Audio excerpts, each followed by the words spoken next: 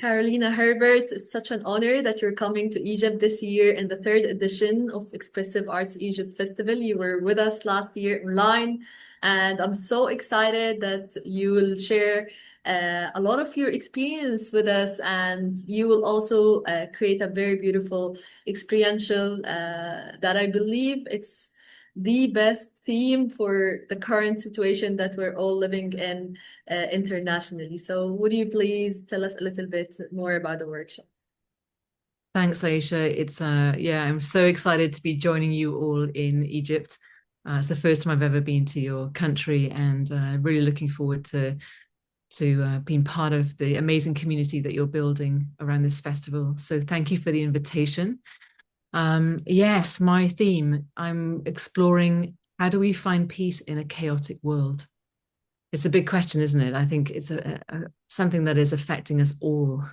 The level of chaos that we're experiencing, from very extreme versions of that for people who are caught up in the terrible consequences of being in war, right through to the ripple effect of that across the whole world.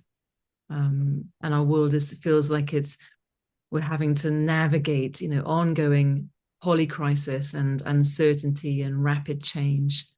And so, our nervous systems and our hearts and bodies and souls are getting impacted in ways that are very new to us.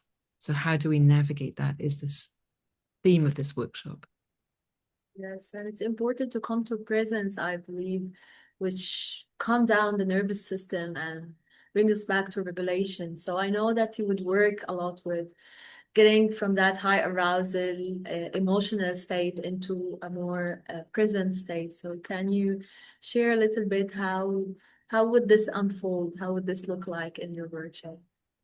Yeah, it's exactly that, Aisha. It's really is mastering the art of listening to ourselves and really understanding what is going on in my nervous system, what is going on in my body, what is going on in my emotional sphere when I'm faced with some of the impact of what's happening in the world.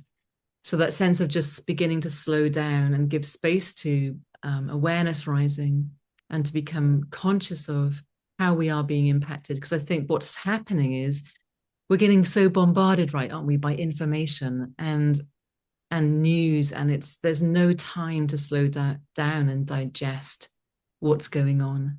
So this will be an opportunity to really slow things down, to listen deeply, to bear witness to what we're experiencing, to become present to ourselves, and then also present to the other. And that sense of coming into our own coherence. How do we regulate ourselves, and the tools and the creative ways that we can do that, and finding what works for us, becomes the foundation for then how do we then help another to regulate, or to regulate within a context of a group. So we'll be learning practical tools, and we'll be exploring that through the arts, and focusing a lot on what neuroscience is teaching us so that we can find things that work fast, and that are effective, but to really have the experience of grounding that in the body and grounding that in the imagination so that we can find the way to repeat that when we're not in the workshop, so that it Yes. becomes a real life skill, a tool that we can use for getting through everyday moments of that overwhelm. I love that this will not be only like a meaningful and useful time that we will spend with you, but I feel like it will create a ripple effect in our everyday life because I believe that the chaos outside in the world creates or trigger the chaos within ourselves and between each other. So thank you so much for choosing this beautiful theme for your workshop and for all the beautiful efforts that you put into this work. And I'm so looking forward to see you and see all the amazing teachers from the 9th of October to the 11th of October. And hopefully this will be only the seed of so many. Thank you so much, Curly.